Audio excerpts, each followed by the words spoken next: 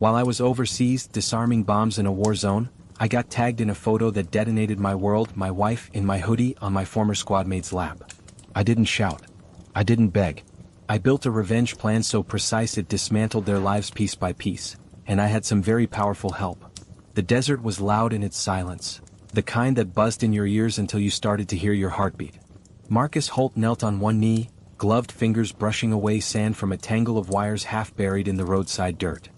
His mine detector lay discarded at his side, the faint ping still echoing in his mind. A dust devil spun lazily across the horizon, oblivious to the fact that a man's next breath might depend on whether Marcus cut the right wire. Clock's ticking, Sarge, Corporal Diaz muttered from a few feet back, his rifle trained down the road. His tone was light, but Marcus could hear the tension under it. "Tell the clock it can wait," Marcus replied without looking up. His voice was steady, clipped. He'd done this 100 times before, and yet the faint smell of metal and explosive always felt like it crawled right up into his nostrils and stayed there. With practiced precision he traced the wires to the detonator. The sun pressed down on the back of his neck like a hot iron. Sweat slid along his jaw, dripping into the dirt. He could hear his own breathing in the confines of his helmet, slow and deliberate. A roadside IED didn't care if you'd been careful 999 times. It only needed to win once. "Red wire's short," Marcus murmured, more to himself than anyone else. His left hand held the casing steady while his right reached for the cutters. Click. The wire snapped clean. The tension in his shoulders eased just slightly. "Clear," he called out, and the squad exhaled in unison. Diaz let out a low whistle. "Another one for the scrapbook," Diaz joked. Marcus stood, dusted off his gloves, and allowed himself the smallest smirk. "My scrapbook's classified." The squad moved forward, resuming patrol, and Marcus took the brief lull to pull out his phone. The screen was cracked from a drop weeks ago, but the camera still worked fine. He thumbed through his contacts and hit video call home. 1 ring. 2 rings. Voicemail. He frowned, tried again. This time it went straight to unavailable. Maybe she was asleep. Maybe she was busy with work. He didn't want to think about maybe too hard. Hours later, back at base during downtime, Marcus sat on his cot, scrolling through the limited internet access the military Wi-Fi grudgingly allowed. That's when Corporal Reynolds, the youngest in their squad and a serial oversharer, said from across the room, "Hey Sarge, isn't this your hoodie?" Marcus looked up. Reynolds was holding out his phone, screen facing him. A social media photo glowed in the dim light, a party scene back home. Drinks in hand, music blurring in the background. There she was, his wife, grinning in a way he hadn't seen in months. She was wearing his favorite gray hoodie, the one with the frayed cuffs, the one he used to wear on lazy Sundays before deployments. But the part that made his stomach turn wasn't the hoodie. It was the fact she was sitting on another man's lap. An arm wrapped tight around her waist. A man Marcus recognized immediately. Corporal Adam Pierce. Former squadmate. Medically discharged 2 years ago after a training accident. A guy Marcus had once pulled out from under a collapsed wall during a live-fire drill. And in the picture, Pierce was looking at the camera with a smug, lopsided grin, like he knew exactly who would eventually see it. Marcus stared at the screen until Reynolds got uncomfortable and mumbled, "Sorry man. Didn't mean." Marcus handed the phone back without a word, his jaw tightening. Out there, in enemy territory, he'd learned how to stay calm with a bomb in front of him. But this was something else entirely. The plane touched down with a shudder, the wheels kissing the tarmac like it had been holding its breath for 12 hours straight. Marcus sat near the back, his rucksack at his feet, boots scuffed from months of sand and concrete. Around him, men and women in uniform laughed, cheered, and shifted restlessly in their seats, already smelling the barbecues, the hugs, the reunions waiting beyond the terminal doors. He didn't cheer. He didn't clap.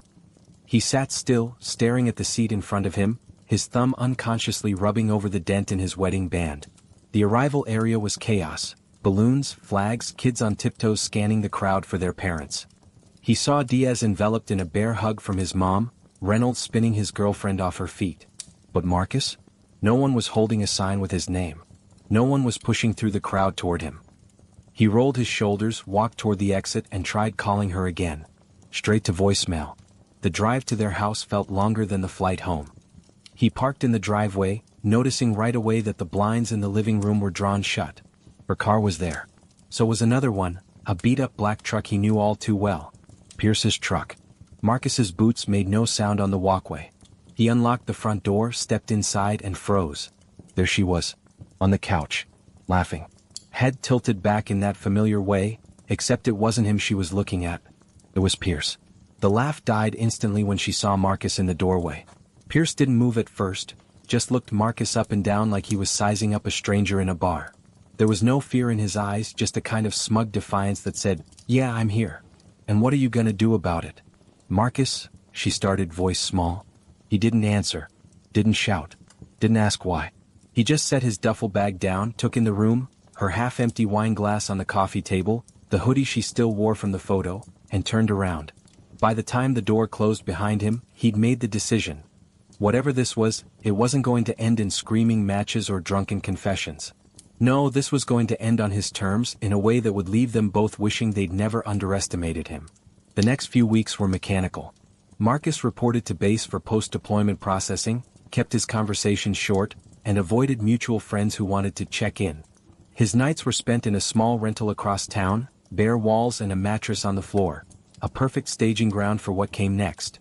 One morning, while grabbing coffee at a downtown cafe near the courthouse, he held the door for a woman in a tailored navy suit. She smiled, brief but genuine, and thanked him without the usual hurried tone of city dwellers. He didn't know it then, but that was Elena Stratton.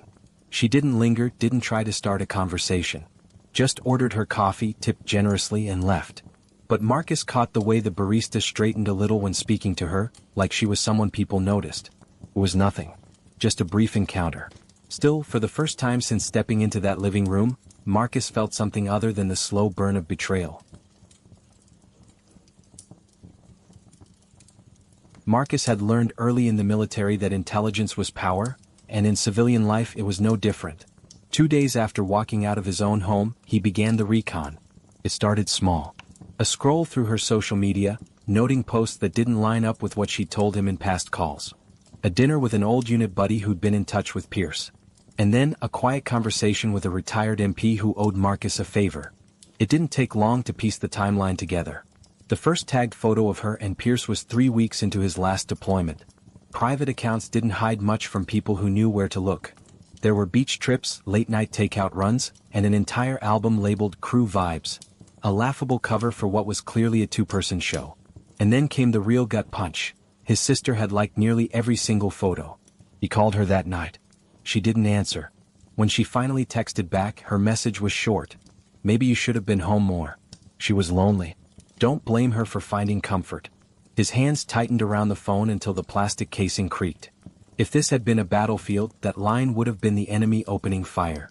Pierce's name kept popping up in places Marcus didn't expect. A security gig at a nightclub. Consulting work, for a small contractor. None of it made sense for a guy supposedly living on VA disability. And Marcus knew, once you mixed fraud into a military benefits case, it wasn't a matter of if the hammer fell, but when. So he started documenting everything. Screenshots. Public check-ins. The dates matched up with benefits payment records he managed to get his hands on. Piece by piece the trap was being built. One rainy Thursday Marcus stopped by that same cafe downtown. The coffee was nothing special, but it was quiet, and he could work through his notes without anyone peering over his shoulder. He was halfway through a spreadsheet of Pierce's consulting hours, when someone sat at the next table. The faint scent of sandalwood and something sharper, maybe citrus, caught his attention. It was her again. The woman from before. Elena Stratton. She was dressed differently this time, leather jacket, hair pulled back, laptop open in front of her. She glanced at the military challenge coin Marcus used as a paperweight on his files. "You serve?" she asked, her voice steady but warm. "Still do," Marcus replied, not looking up from his notes. She nodded. "Figured. My father's a general. Spent half my life around uniforms." That made him look up. Her gaze was direct, her expression unreadable, like she was weighing what kind of man he might be. Before he could ask anything, her phone buzzed. She gave a polite smile, packed up her things and left as quickly as she'd arrived. It was only later, after the door had closed behind her, that Marcus realized he'd been holding his breath. That night, Marcus added another column to his mental operations plan. Revenge, primary. Rebuild, secondary. And maybe, if he could remember how to trust again, connection, possible. But first, the people who thought they'd gotten away with stabbing him in the back were going to learn what it felt like to bleed in silence. Marcus approached the betrayal the way he approached a bomb. No sudden moves, no emotion in the hands, and no room for mistakes. The first order of business was cutting the shared financial lines. The joint bank account? Emptied of his contributions and left with just enough for her to limp along. The credit card in both their names? Cancelled. He sold the truck they barely used, one that was technically in his name, and stashed the cash in a separate account she couldn't touch. He didn't move fast.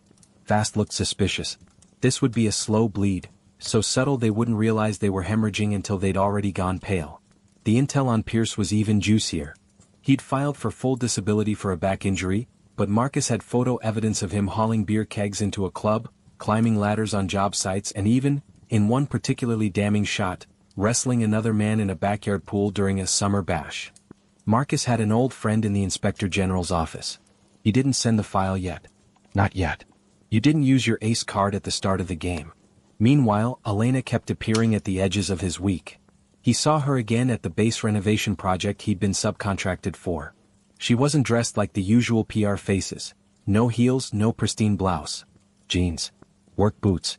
A Stratton Industries ball cap pulled low. She was walking with the site foreman looking over blueprints. He caught the faint trace of surprise in her eyes when she spotted him mixing cement near the supply tent. "Sergeant Holt," she said as if testing the weight of his name. "Marcus," he corrected, straightening. "Marcus," she repeated. Then, with a small smirk, "You're faster with a trowel than my last contractor. And less likely to fall off the scaffolding." He allowed the corner of his mouth to lift. Low bar. Over the next week, they kept bumping into each other, at the coffee stand on site, in the hallway near the admin office, once in the parking lot when she was trying, and failing, to load a heavy box into her SUV. He offered to help. She waved him off with mock indignation, then relented when it became clear the box wasn't going anywhere without military-grade leverage. "You're stubborn," he said, sliding it into the back. "And you're observant," she shot back. He noticed she didn't wear a ring, didn't mention a partner. She never flirted outright, but her ease around him wasn't casual either. It was the kind of comfort people had when they recognized something in you: discipline, resilience, maybe even damage. Back at his rental, Marcus pulled out his operation notes. Under the column marked Rebuild, he added a new line: "Meet Elena for coffee, non-mission objective." But he didn't lose focus. That night, he sent an anonymous tip, not the big one, just enough to put a crack in Pierce's facade. A photo of him hauling kegs while unable to work. A breadcrumb for the right eyes to follow. Revenge, like romance, was a game of timing. And Marcus had all the time in the world. The banquet hall at Fort Holloway smelled faintly of roast beef, floor polish, and the expensive perfume of officers' wives. Chandeliers glowed overhead, throwing soft light over rows of round tables draped in white linen. A banner at the far wall read, "Annual Recognition Ceremony, Honoring Service and Sacrifice." Marcus hadn't planned to attend. These events were usually just handshakes, speeches, and awkward small talk. But when his CO mentioned that Sergeant Holt was slated for a commendation for his work overseas, specifically the roadside IED disarm, Marcus knew it was the perfect stage. Because his ex and Pierce would be there. And so would the right audience. He arrived in his dress blues, every ribbon and pin polished to perfection. His posture was regulation straight, his expression unreadable. As he scanned the crowd, he saw her, his ex, in a fitted red dress, hair perfectly styled. Beside her sat Pierce in a suit that looked borrowed. They were laughing with a couple from his old unit like they belonged there. The sight didn't sting. Not anymore. It fueled him. Near the front, he caught another familiar face. Elena. She wasn't dressed for the worksite this time. Black cocktail dress, hair swept into a sleek twist, small diamond studs catching the light. She was seated with a group near the stage, likely there as a Stratton Industries representative. She spotted him, her eyes flicking briefly over his uniform before meeting his gaze. A small nod. Professional but warm. The speeches droned on. Applause swelled and faded with each award. Finally, the MC called Sergeant Marcus Holt for exceptional bravery in combat and outstanding service to his unit. Marcus walked to the stage, every step deliberate. He shook hands with the CO, accepted the plaque, and stepped to the podium. "Thank you, Colonel," he began, his voice steady. "I appreciate the recognition. But I'd like to take a moment to talk about something else. Support systems. The people who stand behind us when we're out there." There were approving nods from the audience. He let the pause hang just long enough to feel like sincerity. "I used to think I had that. thought I had a wife who waited for me, a sister who'd defend me, and brothers in arms who'd have my six no matter what. His tone stayed even, almost conversational. Turns out I was wrong. A ripple of murmurs moved through the room. His ex's posture stiffened. Pierce's jaw tightened. Marcus clicked a small remote in his hand. The projector screen behind him flickered to life, a slideshow of photos. The party shot with his ex in his hoodie on Pierce's lap. A series of tagged posts. Them at the beach, holding hands in a parking lot, her wearing his dog tags and one drunken selfie. I was in Kandahar, cutting wires on bombs when these were taken, Marcus said, each word precise. Apparently, my deployment was a convenient time for some people to find comfort elsewhere. Someone in the back laughed, sharp, ugly, and directed at Pierce. He didn't stop there. The next slide showed Pierce lifting a keg at a nightclub, time-stamped in the middle of a period where he claimed total disability. Then a screenshot of the disability payment record. Fraud's a big word, Marcus said. But I think the Inspector General's office will figure it out. By now the room was a live wire. Officers whispered to their spouses. Cell phones discreetly snapped photos of the screen, and his ex's face was a cocktail of rage and humiliation. Pierce shifted in his seat, no longer smirking. Marcus closed the presentation. To those of you who actually stand by your service members, thank you. To the rest, you'll sleep in the bed you've made. Eventually. The applause wasn't polite, it was thunderous. Not because everyone approved of the drama, but because everyone loved a reckoning, and Marcus had delivered one with the precision of a breaching charge. As he stepped off the stage, Elena's gaze found him again. This time there was no polite nod. She watched him with the quiet assessment of someone who'd just seen a man cut down his enemies without raising his voice. When he passed her table, she said softly, "Remind me never to get on your bad side, Sergeant." He almost smiled. Almost. Noted. And then he walked out of the banquet hall without looking back, leaving the wreckage behind him. Marcus didn't rush. Rushing was for amateurs. This phase wasn't about drama, it was about dismantling every tether until his ex realized she had nothing left to hang on to. The morning after the ceremony, he filed the divorce papers. No warning, no discussion. The house. Purchased with his pre-marriage VA loan, which meant it was his outright. The lawyer confirmed it in writing. She'd have no claim. While she was at work, or wherever she was spending her days now, Marcus rented a moving crew. He didn't touch a single item that was legally hers. But anything that was his was gone by noon. Her designer shoes were left in the closet, but the walk-in safe was stripped of his coin collection, firearms, and service memorabilia. In the kitchen, the counter was spotless except for one thing: her front door key sitting on top of a manila envelope. Inside was a single printed page, the party photo blown up and cropped so there was no mistaking the intimacy. Across the bottom in black marker he'd written, "You earned this." By the time she got home and saw the empty spaces, Marcus was already sitting in his rental, drinking black coffee, watching the rain run down the window. His phone buzzed. Her number. He didn't answer. The financial cuts were next. The joint credit card? Closed, with an emailed notification sent to her mid-purchase at a department store. The joint savings? Already drained of his half and deposited into an account under his name alone. He canceled her access to his insurance, citing change in marital status, and let her find out when she got the rejection letter in the mail. Every move was legal. Every move was documented. He left no handhold for her to climb back up. That afternoon, Marcus stopped by the base renovation site to drop off some project materials. Elena was there, crouched beside a crate of equipment, clipboard in hand. She glanced up at him with that same calm, assessing expression she always had. "Long day?" she asked. He shrugged. "Productive." Something flickered in her eyes, the kind of look that said she knew productive didn't just mean hammer and nails. "Good. You strike me as someone who likes clean finishes." "Clean?" he said. "Permanent." Her lips curved slightly. "The best kind." He almost told her about the key in the envelope. But Elena didn't seem like the type who needed the details to understand the weight of an action. She seemed like the type who respected silence as much as words. Back at his rental, Marcus went over his remaining checklist. The car they'd leased together, in her name, would soon be due for payment, but without his steady deposits, she'd be on her own to cover it. He'd already updated his beneficiary list, removing her from every policy, pension, and account. She might have thought the public shaming at the banquet was the explosion. But this was the detonation that happened in silence, leaving nothing but wreckage when the smoke cleared. Late that night, his sister showed up unannounced. She stood outside his door in a raincoat, makeup smudged. "You can't just cut me off like this," she said. "You can," he replied. "It's called a boundary. I was trying to protect her." He stepped closer, his voice low and flat. "No. You were protecting yourself. From being uncomfortable. From having to tell me the truth. You sold me out for the sake of avoiding an awkward phone call." Her eyes darted away. "You're my brother. Blood's a fact," he said. "Loyalty's a choice." He shut the door before she could answer. The next morning, Marcus's lawyer called to confirm the divorce papers had been served. Apparently, his ex had tried to argue that the house was marital property. The lawyer had shut it down with a single page from the VA loan file. She looked blindsided, the lawyer said. Marcus smiled faintly. "Good." Later that week, he was back on the work site, loading timber into the back of a truck when Elena walked over. "You always work this late?" she asked. "Not always. Sometimes I work later."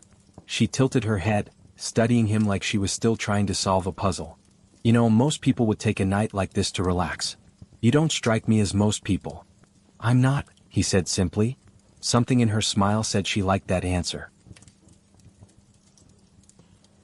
By the time the sun set, Marcus's old life had been erased from every legal, financial, and personal record that mattered. And somewhere in the city, his ex was walking through the hollow shell of what used to be theirs, finally realizing there was no way back. Marcus knew that humiliation was temporary, but destruction, that could be permanent. The file on Pierce was ready. 23 pages of time-stamped photos, payroll records, and screenshots. Every one of them proved the same thing, that Pierce had been working under the table while collecting full VA disability. It was airtight. And Marcus had no intention of dropping it quietly. The email went out at 0900 sharp. The recipients, the Office of the Inspector General, the VA Fraud Division, and, as a courtesy, the regional news station's investigative reporter, a man who'd once done a profile on Marcus's veteran outreach work. Subject line: possible fraudulent VA disability claim, Adam Pierce. Within 2 hours, the first red receipt pinged.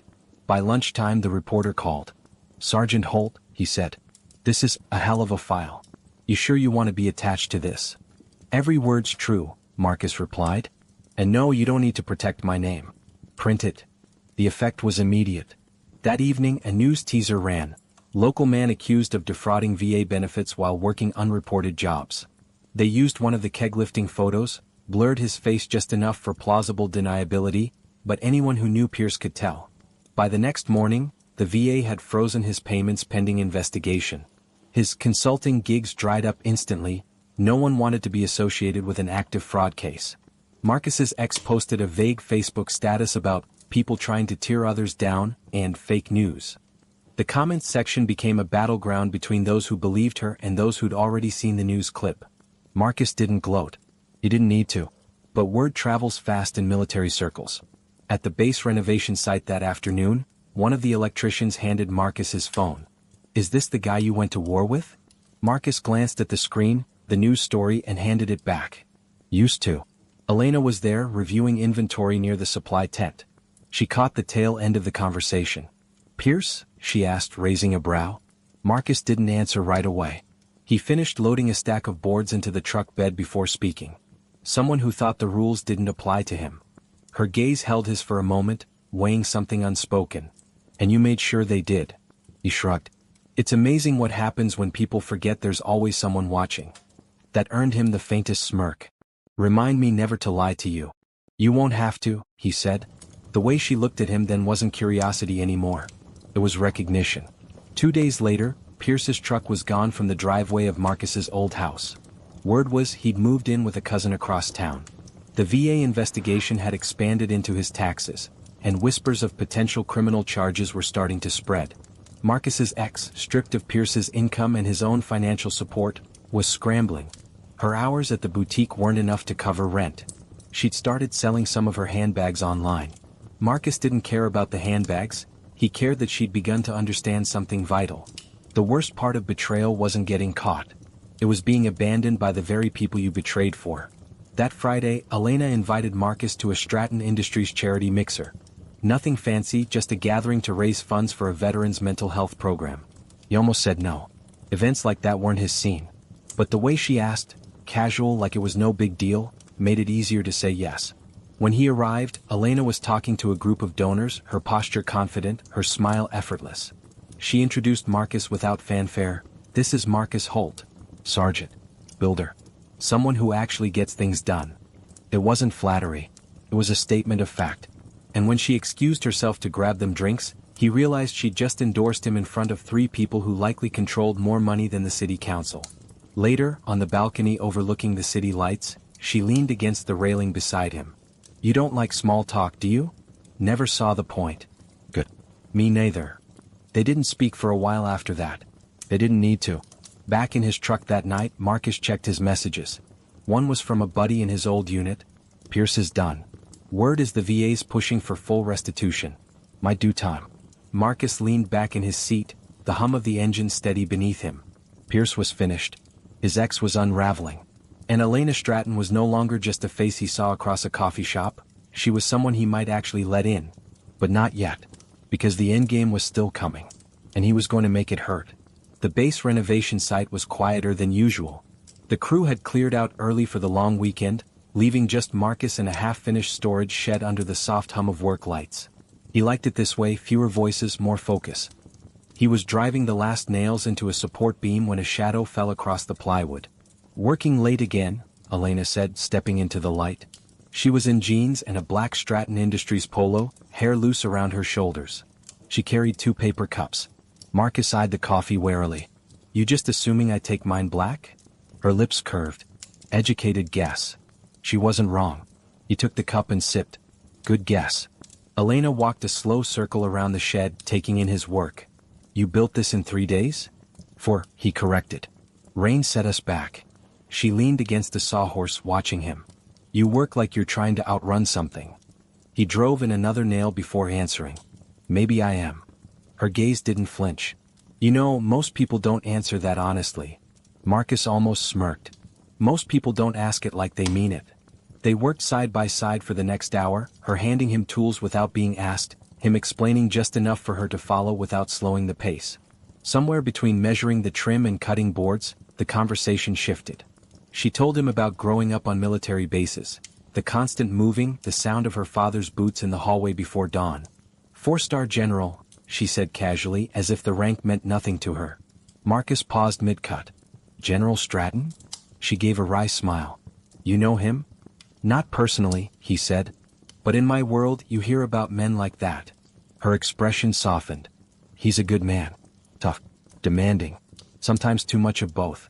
But he taught me that leadership isn't about barking orders, it's about knowing when to listen." Marcus glanced at her, curious. "You always listen this much?" "Only when there's something worth hearing." The reveal didn't stop there. When she mentioned the family business, he assumed she meant something small. But as they packed up for the night, she let it slip. "Stratton Industries isn't just my father's name," she said, locking the storage shed. "It's mine too. Defense contracts, infrastructure, logistics. You've probably worked with our equipment without knowing it." Marcus studied her for a moment. "So you're the kind of person who could make someone disappear without lifting a finger." She didn't deny it. She just tilted her head, her voice low. "Only if they deserved it." They walked to the parking lot together, the warm glow of the work lights following them. At her SUV she hesitated. "There's a fundraiser next weekend. Veterans Housing Initiative. Black tie. You should come." "I don't own a tux." "I know a guy," she said with a grin. "And by know a guy, I mean my family owns a textile company that makes half the dress uniforms in the state." Marcus shook his head. "You're relentless. That's what makes me good at my job." The next day Marcus found himself thinking about her more than he expected. The way she matched his pace without trying to compete. How she didn't flinch at the darker edges of his answers. Most people, when faced with the pieces of his life right now, would either pity him or keep their distance. Elena did neither. That weekend he stopped by the Stratton Industries headquarters to drop off some blueprints for review. The lobby was all glass and steel, the kind of place where every footstep echoed. Elena met him in the foyer, her hair pulled back, heels clicking against the polished floor. "You clean up well," she said, taking the folder from him. "This is my not working look," he said dryly. She smiled. "You're invited to dinner.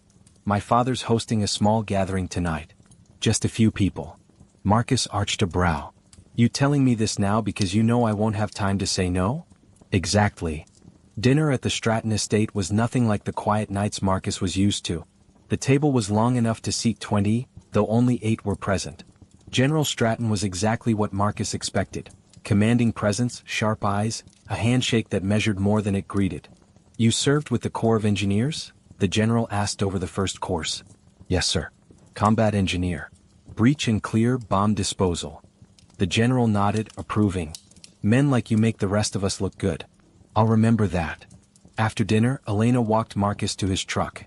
The night air was cool, the driveway lined with oaks that whispered in the breeze. "You handled my father well," she said. "I wasn't aware it was a test." "Oh, it's always a test," she said with a grin. They stood there for a moment, the silence not awkward but weighted. She looked at him like she was considering something, then decided against it. "Thanks for coming," she said finally. "Thanks for the ambush," he replied. As she turned to go, she paused. "You ever think some people cross your path for a reason?" "Sometimes," he said. "But I usually figure out the reason later." She smiled, but there was something in her eyes, an understanding that their paths weren't just crossing. They were aligning. Back on the road, Marcus felt something he hadn't in months: possibility. Not just for rebuilding his life but for building something stronger than before. And maybe, just maybe, with someone who had the kind of influence that could turn his quiet revenge into something much, much bigger. Marcus didn't plan on seeing his sister again. After the night she showed up at his door in the rain, makeup smeared, begging for a lifeline, he'd closed that chapter. But like most people who thought blood guaranteed forgiveness, she came back. This time she didn't come alone. It was a Tuesday afternoon. Marcus was loading reclaimed lumber into the bed of his truck when he heard heels on the pavement. He turned to see his sister, Brianna, walking toward him in a fitted coat, and behind her, Elena. "Marcus," Brianna began, plastering on a smile, "I didn't know you worked with Stratton Industries." Marcus looked at Elena, whose brows had knit ever so slightly. "She's with you." "No," Elena said quickly. "She caught me in the parking lot." Brianna laughed, the brittle sound of someone trying to smooth over tension. "Small world, huh? I was just telling Elena how I've been meaning to talk to you." Marcus set the last plank down with deliberate care. "Talk about what?" Brianna shifted, her eyes flicking to Elena for support she wasn't going to get. "About us. You're still angry, I get it. But I think we can move past. Past the part where you sided with my wife while I was deployed?" Marcus's voice was quiet, but it carried. Brianna's smile faltered. "I didn't side with her. I just understood her." Elena stayed silent, standing just far enough back to give them space, but her gaze was sharp, tracking every word. Marcus stepped closer to Brianna. "You understood her enough to like every picture of her and Pierce while I was gone. Enough to never once call me even when you knew. That's not understanding, Brianna. That's betrayal." Brianna's tone shifted, sharper now. "You think you're so righteous, Marcus? You've always been impossible to please. Maybe if you weren't so closed off." He cut her off with a raised hand. "Don't." The single word froze her mid-sentence. "I'm not interested in your excuses," Marcus said. "I've learned that loyalty isn't about DNA. It's about showing up when it matters. You didn't. You sided with the enemy because it was easier." Brianna's jaw tightened. "So that's it? You're just going to erase me from your life?" Marcus met her gaze without flinching. "I already did." For a moment the only sound was the wind shifting through the lot. Elena didn't move, didn't interrupt. Brianna's eyes darted between them, perhaps hoping Elena would mediate. But Elena only crossed her arms, her expression unreadable. Finally Brianna scoffed. "You've changed." "No," Marcus said. "I just stopped pretending certain people deserve access to my life." Brianna took a step back, shaking her head. "Fine.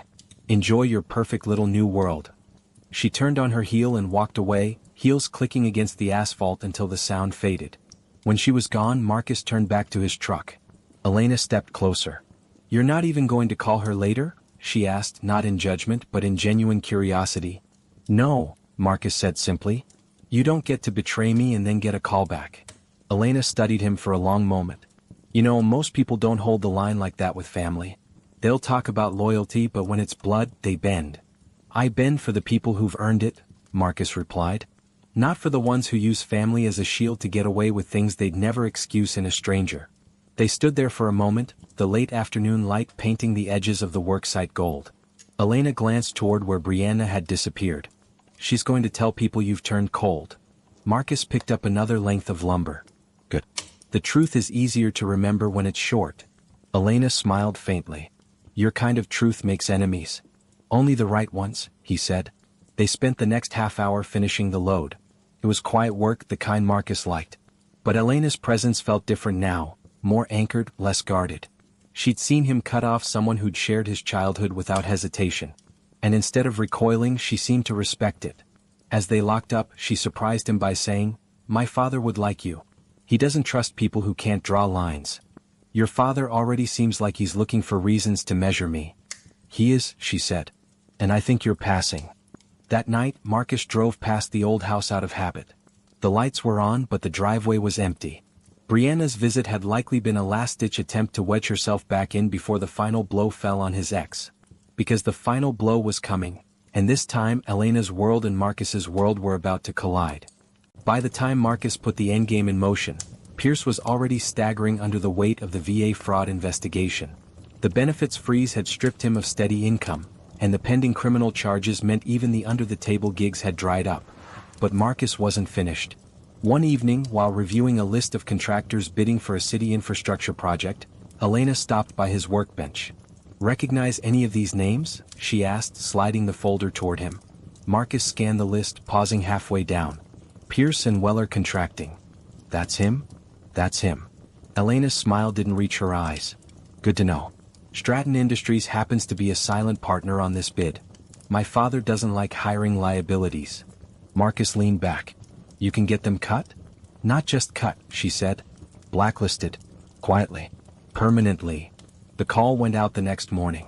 Within a week, Pierce's bid was rejected, and his company name was quietly flagged in multiple procurement systems. Doors that had been barely cracked before were now bolted shut. The ripple effect was immediate. Other contractors didn't want to be associated with him, suppliers stopped extending credit, and even his cousin, the one letting him crash rent-free, started hinting it was time to move out. As for Marcus's ex, her situation was no better. She'd been riding Pierce's coattails into certain social circles, bragging about his military connections to score perks. But when Pierce's name started appearing in fraud reports and rejected bids, those same people turned their backs. One by one, her friends stopped answering her calls. The boutique cut her hours. A late payment notice arrived for her apartment. The coup de grace came in the form of a formal notice from the VA's legal department. Pierce's fraud case meant any shared assets tied to him could be subject to investigation. That included the loan he'd given her to cover her moving costs after Marcus kicked her out. In short, she was on the hook. The final act played out on a warm Friday night. Marcus and Elena were attending a Stratton Industries gala at a downtown hotel, a mix of military brass, political figures, and corporate heavyweights. Marcus wore a tailored black tux Elena had insisted on. She was in a deep emerald gown that turned heads the moment they walked in. Halfway through the evening, Marcus spotted them, Pierce and his ex, standing near the bar. They weren't dressed for the event. In fact, they weren't guests at all. They were working. Pierce in a caterer's black vest, his ex carrying a tray of champagne flutes. For a moment, Marcus considered letting them go unseen. But then Pierce looked up and froze. Marcus didn't smirk. Didn't gloat. He just took Elena's hand and led her past them toward the main ballroom. She glanced over her shoulder, catching sight of the pair. "Friends of yours?" "Not anymore." Elena didn't press. She didn't need to. Later, as they stood near the balcony doors, Marcus noticed his ex weaving through the crowd toward him. She stopped a few feet away, clearly aware of Elena beside him. "You got what you wanted," she said quietly. "Isn't that enough?" Marcus studied her for a long moment. "I didn't want this for you. You chose it." Her eyes flicked to Elena. "You think she's better than me?" "She doesn't need to be better," Marcus said. "She just needs to be honest." His ex's lips tightened, but she didn't argue. She turned and walked away, tray trembling slightly in her hands. Back inside, Elena leaned closer. "You handled that calmly?" "I don't need to yell," Marcus replied. "I've already won." The night ended with a short speech from General Stratton himself, thanking attendees for their contributions to veteran causes. As the applause died down, the general walked over to Marcus.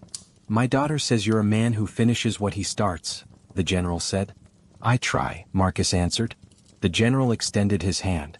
"Good. Because in my world, the people who don't finish things don't last long." Marcus shook his hand. "In my world too, sir." On the drive back to his place, Elena rested her hand lightly on his arm. You know, she said, you never actually told me what you plan to do now that this is over. Marcus considered it. Keep building. Houses. Cruise. A life that's mine. And, she pressed.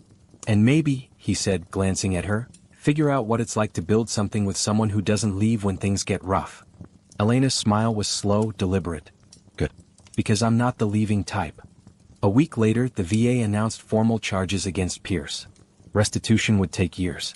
The local paper ran a small piece on the fraud case, burying his name among others, but in Marcus's circles, everyone knew.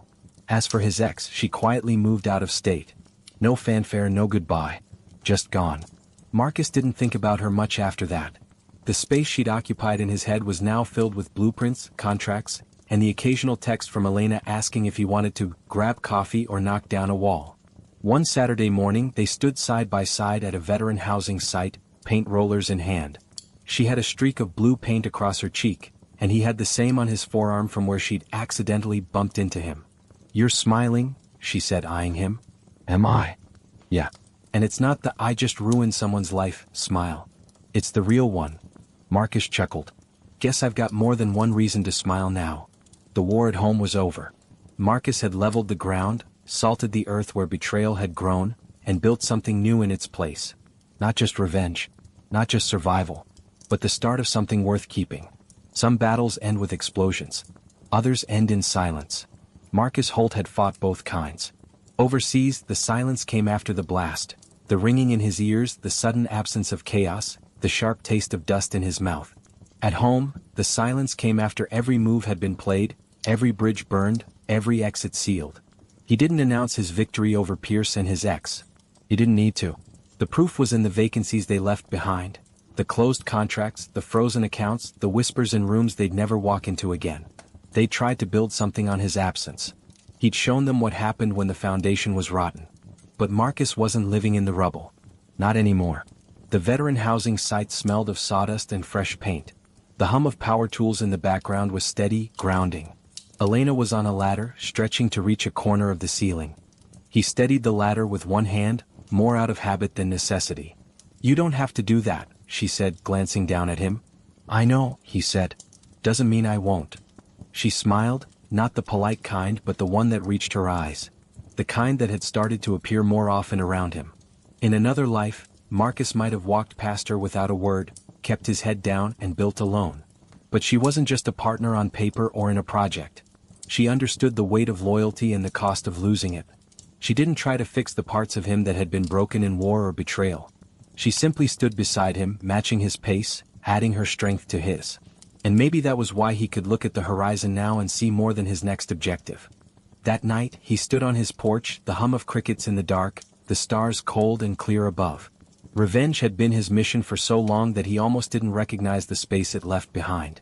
But there was something else filling that space now, not the heat of anger, but the steady burn of something he thought he'd buried with his trust. Hope. Some wars end with the enemy in ruins. The best ones end with you building something worth defending. And Marcus Holt had every intention of defending this one with everything he had left.